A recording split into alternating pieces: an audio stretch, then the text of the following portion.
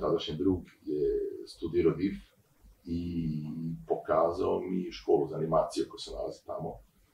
I ja sam došao u školu za animaciju, radio sam u hotelu u Grčkoj i onda nekako logično počeo ovde da radim uglavnom sa decom, zato što kod nas nije toliko razvijena, pa bila tada, to je početak ovog veka bio, nije bilo toliko razvijena turistička animacija i onda preko te dece, pa sam krenuo njih da vodim i krenuo da odrasle, kako posao me našao, nisam se odlučivao nešto posao.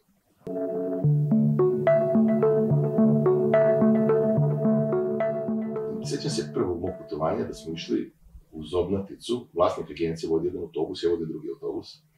I meni prva tura u životu i kada ja sedam u autobusa, to su klinci vrtić bili, i bila je varijanta da smo došli u Zobnaticu i on kaže ja sad idem na ručak, vodim vaspitače, a idi ti odvedi klince na fudbalski teren. Kako ja da vodim 100 klinaca? On kaže, bez brige slušat ćemo tebi. Onda su me slušali, stali u redu, otišli smo do tog igrališta koje je zatvoreno, jedna vrata imao opasane ogradom, igrali su se tamo kad mi pozvao, ja sam samo njih doveo opet. Eto, tako da, u principu, deca su dobra. Nije svejedno da li imaju od tih 6 godina, 16, 19, deca su uvijek dobra.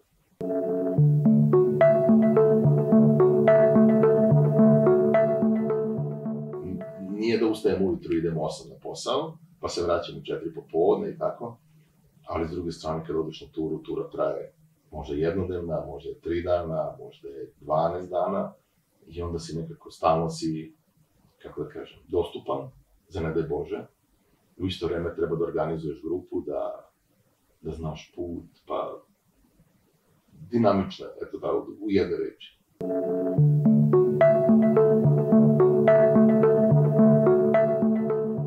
Deset godina sam radio onaj sezonski posao u Grčkoj, odem u maju, vratim se u oktobru i poslednjih 6 godina sam radio na jednom ostrvu. Jedno to ostrvo je meni druga kuća. I kad me neko pita šta je nešto ostavilo utisak na tebe, meni samo to pada na pamet, ali kad bi razmišljao o gradovima koje sam obilazio, za svaki me veže nešto. Ne znam, ja u Krakovu volim, ima jedan restoran koji pravi fantastičnu kolenicu. Kad idem u Beč, imam toliko muzeja koje mogu da obilazim, pa mi je to uvek zanimljivo. Venecija, recimo, grad u kom sam bio, ne znam, 150-200 puta. I opet, ako želim, ja mogu samo da ne gledam one znakove kuda treba da idem i da se izgubim negde, onda ću naleteti na neki trg i bunar, ne znam, kafić, restoran, ili izbijem na kanal kraj puta, ja moram da se vraćam nazad. Grad koji može da te iznenadi. Svaki grad ima neku čar, a ja sad izdvojim neki teško.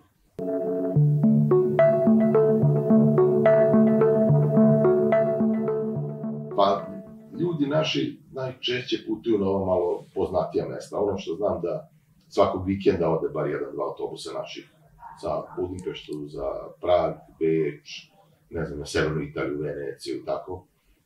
Ali naši ljudi davno su počeli da traži i dalje to aktivno traže mesta koja nisu toliko, kako kažem, izvikana. Možda su čuli za njih ili su načuli, pod jednom postanu popularna, tako da ima sada tura i za neke gradove koji nisu toliko poznati. Kad se krenu u Austriju, možda je sad dosta ljudi čulo za Hallstatt, koji je prelepo malo mestaštvo od 800 stanovnika i da se provede tamo 5 sati, opet bude dovoljno sadržaja, tako malo mesto. Recimo. Tako da, naši ljudi vole da malo istražuju. Ima takvih. I onda kad se izbaci tura koja je nekako specifična, nešto što niko nije čuo, kažeš nekima koji su putovali ranije, idem sad tamo, hoćete da vidite, oni kažu može.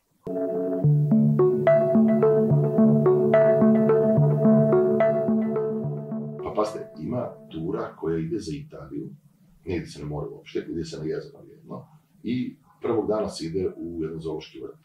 Posle toga u safari park autobusom prolazite ako vas šetaju žirafe, zebre, bivole i tako. Drugi dan je nekako klasičniji, ide se u Veronu i na jezero Lago di Garda, u Setmione, a onda posljednji dan je u stvari vrhunac, ide se u zabavni park Gardaland.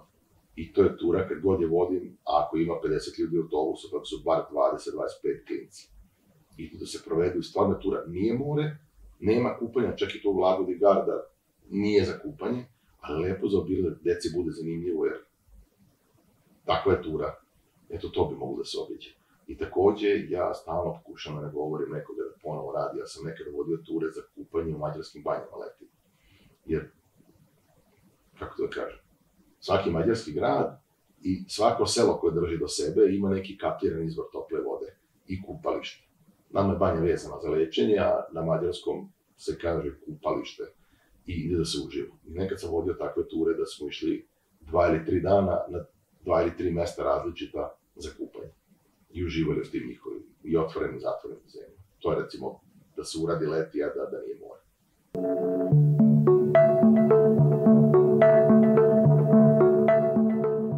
Za početak bi, ako mene pitate, trebalo podići cene ulaznica u muzeje u Srbiji. Svi, dosta ljudi je obišlo recimo Golubac i žale se mnogo skupa ulaznica. I sad recimo 750 dinara moguće da zvuči puno za jednu ulaznicu, za taj zeleni nivo na Golubačkoj tvrđavi, a s druge strane recimo, sad nisam 100% igran, da li 150 ili 200 dinara košta ulaznica u Narodni muzej u Pančevu, gde možete vidjeti jednu od 4 verzije seoba Srba, Paje Jovanovića. Jedino koja je javnosti dostupna, 200 dinara. Ja bi podigao cene ulaznica svuda i u arheološke lokalitete i u muzeje i u isto vreme se trudio da taj novac koji se slije od tih ulaznica da se koristi za restauraciju, za konzervaciju, za nove istraživanja, za takve stvari. I takođe još jedna stvar koja ume da bude problematična, i to se odnosi na vodiče. Puno grupa dolazi ovde bez lokalnog vodiča, to jest ne uzimaju lokalne vodiče. Ono što se dešavalo je da objašnjavaju recimo da je hram Svetog Save napravljen tako da bi ličio na džamiju, da su pričali o Kalemegdanu razne gluposti, kolegi koji razumiju jezik koji govore. Ja govorim engleski, snalazim se dobro sa grčkim i nemačkim, ali turski ne znam. Kolegi koji govore turski su prolazili po njihovih grupa i čuli da to pričaju. Da se nekako reguliše to da inspekcija, recimo, radna inspekcija, turistička inspekcija, kako god, za početak u Beogradu, ali to treba da se proširi na druga mesta u Srbiji. U Beogradu dolazi puno grupa. Da stoje u Skerlićevu, hramu Svetog Save, da na Studentskom trgu stoje kod francuske ambasade na mestima, da izlaze turističke grupe iz autobusa i da kontrolišu da li neko ima lokalnog vodiča. To se dešava u Evropi. Da se kontrole česte, da treba da se proveri, jer kulturnu baštinu jedne zemlje bi trebalo da predstavlja neko ko iz te zemlje. Ili, kod nas po propisu mogu i stranci to da radili, ako dobiju licencu Ministarstva turizma za vođenje po Srbiji. Jedan od uslova je da znaju srpski jezik, nije bitno da li imaju državljanstvo, ali onda ih je ministarstvo vlastilo da imaju dovoljno znanja, položili su ispite, imaju dovoljno znanja da na pravi način predstavljaju našu kulturnu baštinu. To bi recimo puno pomoglo.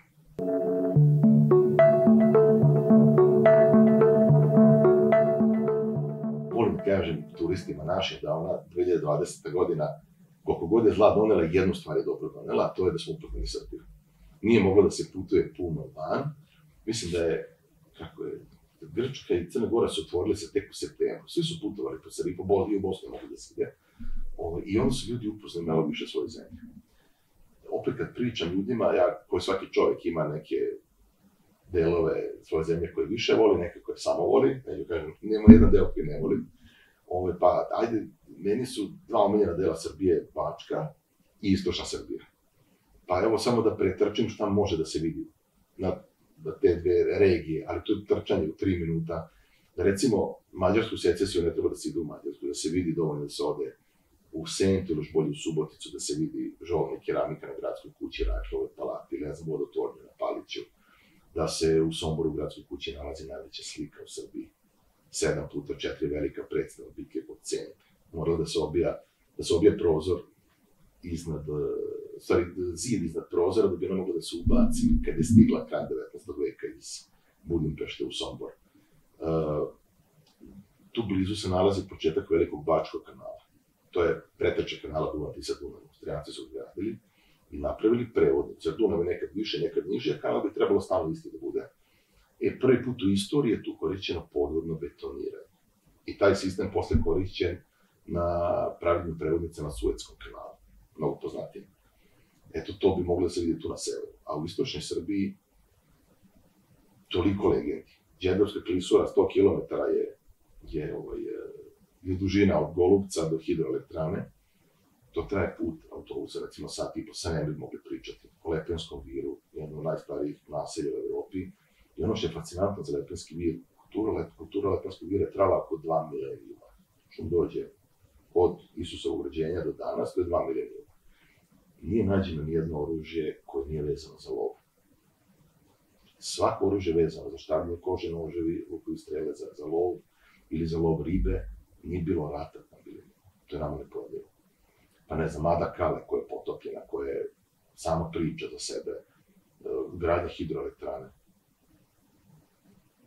Ne znam gde sam to slušao skoro, kako smo mi zaborili da pravimo mostove i pute, moramo strance dovoditi, napravili smo hidroelektranu u najvećoj klisuri u Evropi.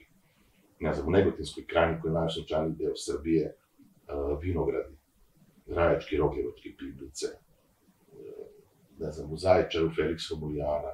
Felix Romulijana isto što je Dioklecijanova palata u Splitu, palata za penzionisanje rimskog cara iz vremena Tetrarhije. Samo što je Dioklecijan dočekao penziju, preživeo u palati, a Gaj Galeri nije, umre pre nego što je otišao u penziju.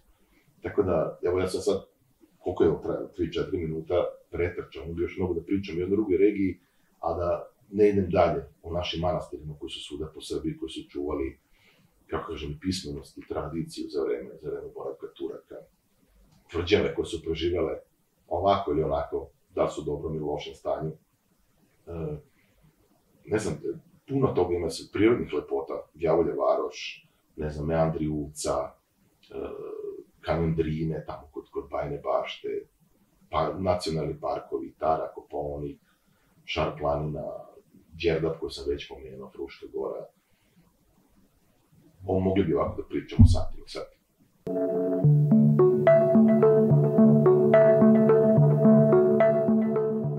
Naši ljudi zaljubljeni u Kapadokiji, pa to je, nisu to naši ljudi, to su, kogod od u Kapadokiji zaljubljeni su Kapadokiji. Deo Turske u centralnoj Anadoliji koji je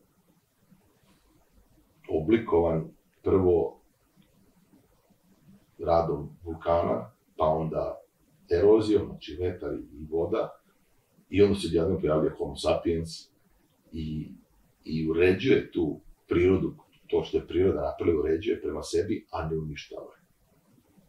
Nekako, tamo kad se ode, svaki dan bude pun i na izletima i kad nisi na izletima, ti tu da boravimo, gde god da se u Kapadokiji ti imaš nešto da vidiš i tu da boraviš. Da će to biti lokalci, da će to biti neki vidikovac, crkve koje datiraju iz 4., 5., 8., 10. veka, specifičan način slikanja fresaka tamo. Pa onda, ne znam, iznenađenje, vozi se, to je kao odgovorno visoravan, vozi se ravno, odjednom kanjon, sve gore suvo, dole zelenilo, kanjon dubine 140 metara. Ne znam, podzemni gradovi koje su kopali, još postoje indicije da su još od pre hrišćanskog doba, ali u hrišćansko doba tu se hrišćani krili, kogod da je dolazio i napadao ih, imali su da oni da se sakriju, pa su onda krenuli da kopaju dublje, da kriju stoku, pa da prave magacine hrane, pa je mogu tu da se boravi mesecima, a sve to se vidi. I naravno, ono što svima do prvo pada na pamet je ona vožnja balonima. Ja se lično plašim visine, kad sam prvi put išao, rekao sam, moram ići, zagrizao sam, nisam strah osetio ni jedan sekund. Korpa je prvo visoka, to mi je glavno, da ne ima uopšte osjećaj da će neko preturiti. Balon se penje, merio sam satom, menje se do 2 metra u sekundi, spušta se do 4 metra u sekundi, ne osjeti se. Još onda razlika između 300 i 1000 metara visine, ništa se ne vidi, samo vidite izgledak sunca, vidite još tih balona, tu sa tog glavnog uzletišta tu poleće između 70 i 120 balona svako jutro. Problem sa tim balonima što su sve skuplji. Za vreme korone moglo da se voze balonom 60-70 € po čovjeku. Najskuplje što znam da je bilo $350 do $400 po putniku. Nekako, valjda taj zakon ponude i traže diktira da kad ima previše turista, naći će neko ko će platiti. Naši ljudi, opet moje iskustvo je da ipak skupe taj novac, kažem, ići će na vožnju balonom. I slike, stvarno slike sa balona su ono nešto nezavodno.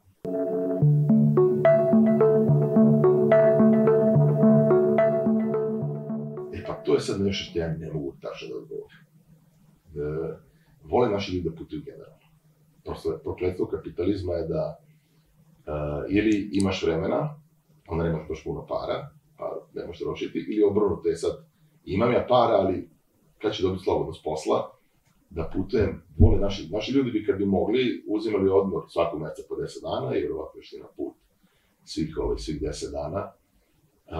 Naši ljudi koriste odmor za putovanje. Naravno imaju da se uradi nešto po kući, da se odmori sve, ali letovanje nekako čini mi se, neću da kažem obavezno, ali nešto što je ukorenjeno nama da godišnje mora da se ide. Sad da li će to biti more, ili će biti planina, ili će kod babi dede u selo dode, ili neka varijanta odmora je kod nas nekako ukorenjena, ali vole ljudi da pobegnu malo, da uzmu petak slobodno, podu petak, subotu, nedelju. Da li individualno, kolima negde, da li organizovana grupa avionska ili autobuska. Vole da vide nove stvari, vole da probaju nova jela, to je moje iskustvo. Ja volim da se šalim sa putnicima mojim pa kažem, nažalost zapao vodičku, da se ne razume o shopping puno. Moram učiti sve kao dete kad uči matematiku, pa mu ne na pamet sve. A zato se u hranu razumijem, kad mnogo pričamo o hrani, pa mi stanemo negdje, onda kao, mada, što si ono rekao? A gde da jedemo to što si pričao i tako? Vole da probaju nove stvari. Slabije obilaze muzeje naši ljudi. To bi nešto, da sad možda i ovom prilikom da ohrabre ljude da obilaze muzeje u inostranstvu. Da idu i kod nas otvorene Narodni muzej već koliko godinu i po dana, dve. Da vidi Narodni muzej, jako zanimljiva postavka, ali za razliku od muzeja kod nas, koji su neki, da nisu menjene postavke po 30 godina i to se dešava, muzeji u inostranstvu su najčešće, pored ove postavke koje smo navikli da vidimo, piše nešto izu, pogledam šta je, ima interaktivni deo, da možete probati nešto, učestvovati u postavci. Jedno to postane zanimljivo. I nauči se i ostane u glavi. A nažalost naši ljudi kad pričaju o muzejima odu, ali nije to toliko masovno. Više je gde ćemo da sedemo da jedemo, gde ćemo da se slikamo.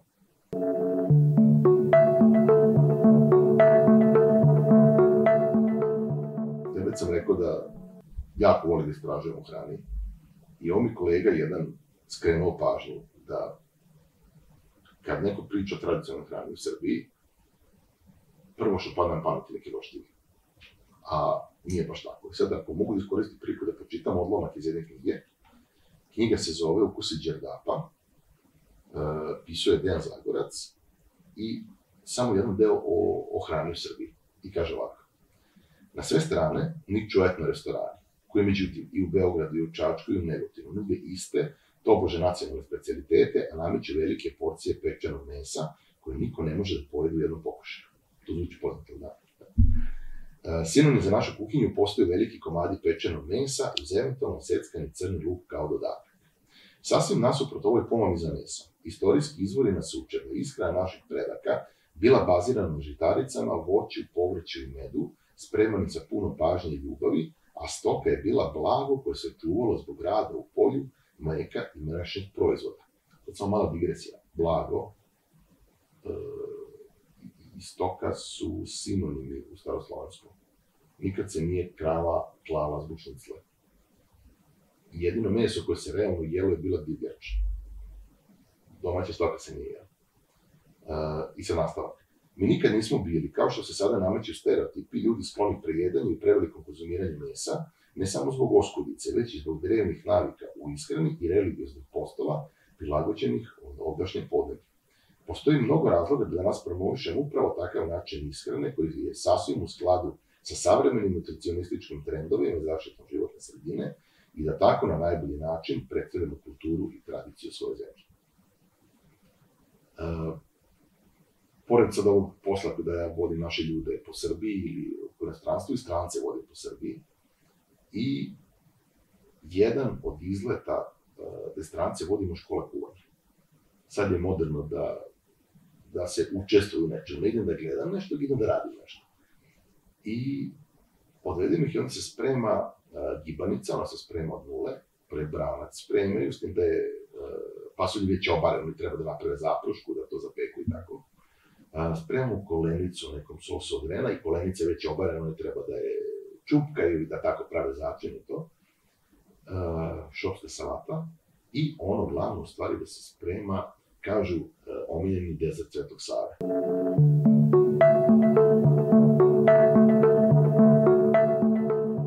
Uzmete kruške. Sad, bolje je one krupnije kruške, a neko voli sitnije, kako god. Moraju da se ogule i da se kuvaju u crvenom vinu. Da upiju crveno vino. Onda se izvede napolje, malo se oklade i seku se po visini i izdube se. I onda se napune orasima i malinama, recimo. I stavio se šlag u dozgu. Sad, Sveti Sava da li ima šlag ili nije, a sve ostale mogu imati. Crveno vino, kruške, orahe i maline. I tu se najviše oduševi ljudi. Ću ispričam malo o Svetom Savi, ko je i šta je, najčešće su oni već videli kraj Svetog Save, čuli priču, da doba interneta. Sad, na 2 klika možeš saznati svašta. Pa samo da se dve reči otkucaju, tradicionalni recept. Pa, mislim, bit će puno i onako lažnih tradicionalnih recepata, ali ako koristite zdrav razum, isprobavajte, mislim, opet, ja sam neko ko voli hranu i voli da sprema hranu, ali probajte